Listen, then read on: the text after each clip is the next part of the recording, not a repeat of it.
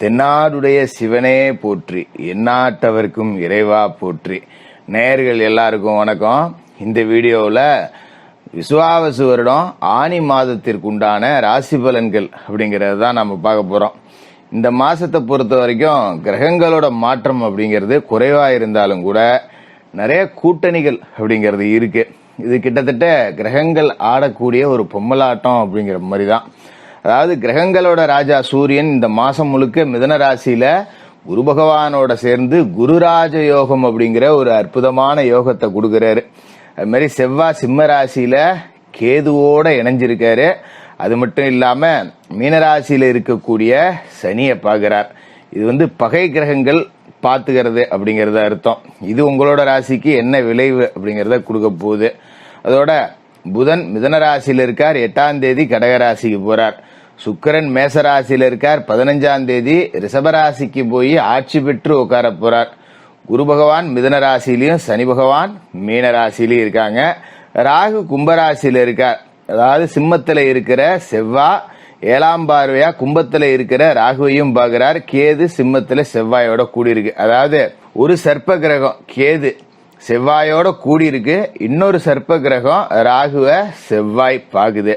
இந்த பார்வை, இந்த ஆட்சி, இந்த பரிவர்த்தனை, இது எல்லாம் சேர்ந்து உங்களுக்கு என்னென்ன பலன்களை கொடுக்க போகுது அப்படிங்கறத பார்ப்போம்.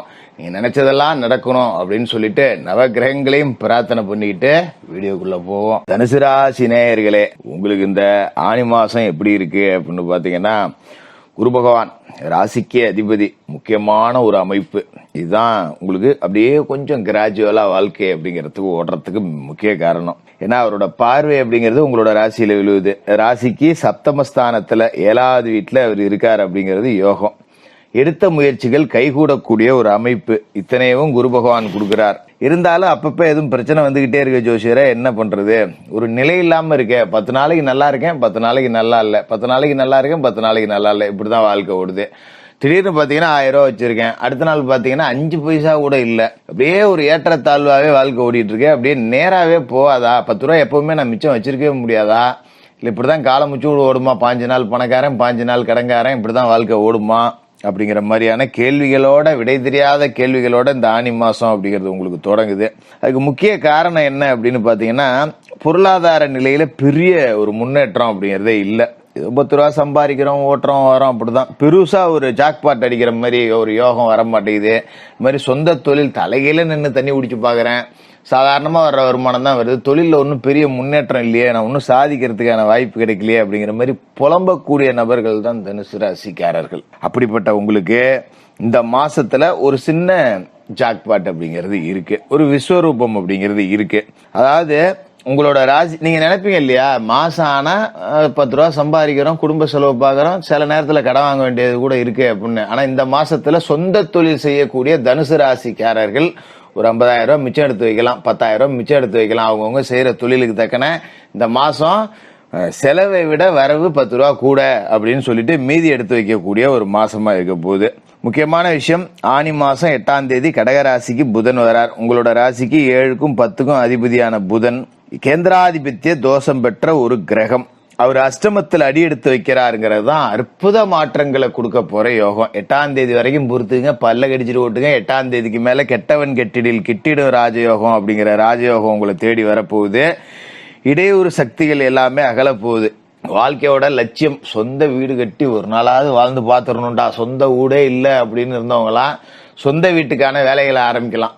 உங்களுக்கு அந்த எண்ணமே வந்துடும். எடை எங்க ஜோசியரை இருக்கிற கடை, நான் வாடகை கொடுக்க முடியாம தவிச்சிட்டு இருக்கேன், நீ வேற ஏதோ சொந்த வீடு கட்டுவ அப்படின்னு நினைக்கிறீங்கல்ல.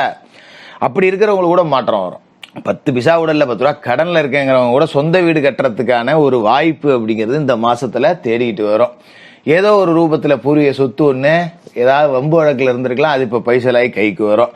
அப்ப அதுல ஒரு பாகத்தை கூரை போட்டு வித்துட்டு பங்கு வெட்டிக்கிட்டு நம்ம பாகத்தை கொடுத்துட்டோ கூட இன்னொரு பாகத்துல போய் நம்ம வீட்டை கட்டி சொந்த வீட்டுக்கு குடி போறோம்டா அப்படிங்கிற அளவுக்கு ஒரு வாய்ப்பு கிடைக்கும். அது மாதிரி குடுக்கல் வாங்கல், காப்பீட்டு நிறுவனத்திலேருந்து வர வேண்டிய தொகை, இப்படி எதிர்பாராத இனங்கள் எல்லாத்திலையுமே வருமானம் அப்படிங்கிறது உங்களுக்கு உச்சத்துக்கு வரும். அது மாதிரி கடந்த காலகட்டத்துல ஏதாவது கிளவு இருந்ததுன்னா, வண்டி ஒன்று காணா போச்சு, வீட்டில் திருடிட்டு போயிட்டானுங்க, ஒரு இடத்துல நிறுத்தி தூக்கிட்டு போயிட்டானுங்க, வீட்டில் ஒரு சங்கிலியை காணும், மோதிரத்தை காணும் அப்படின்னா அதெல்லாம் திரும்ப கிடைக்கக்கூடிய வாய்ப்பு. வண்டி காணா போச்சு. இப்போ வண்டியை போலீஸ் பிடிச்சா வந்துடும். எப்பா தகவல் வந்துருச்சுப்பா, வந்து வண்டி வாங்கிட்டு போப்பா அப்படின்னு டாக்குமெண்ட்டை கொடுத்துட்டு வண்டி எடுத்துகிட்டு வந்துடலாம். அது மாதிரி வீட்டில் ஏதாவது ஒரு பொருள் காணா போயிருக்கும், என்னத்தையாவது ஒன்று தேடும்போது இது கிடைக்கும். எப்பா இது போன நாள்லேருந்து எனக்கு ரொம்ப கஷ்டமாகி போச்சுடா, இது வந்துருச்சு இல்லை, இதுக்கு மேலே எனக்கு அதிர்ஷ்டம் வந்துடும்டா அப்படின்னு நீங்கள் சென்டிமெண்ட்டாக வச்சிருக்கிற ஒரு பொருள் களவு போயிருந்தா நிச்சயமா, இல்லை காணாமல் போயிருந்தாலோ அது கிடைக்கும். அதோட பிள்ளைங்க படித்து முடிச்சுட்டு வேலைக்கு போகாமல் சுற்றிக்கிட்டு இருப்பாங்க. என்னப்போ நான் இவ்வளோ கஷ்டப்படுறேன், என் புள்ள படித்து முடிச்சுட்டு வேலைக்கு போகாமல் தினம் 200-300 செலவுக்கு வாங்கிட்டு பெட்ரோலை போட்டுக்கிட்டு சுற்றி வருது.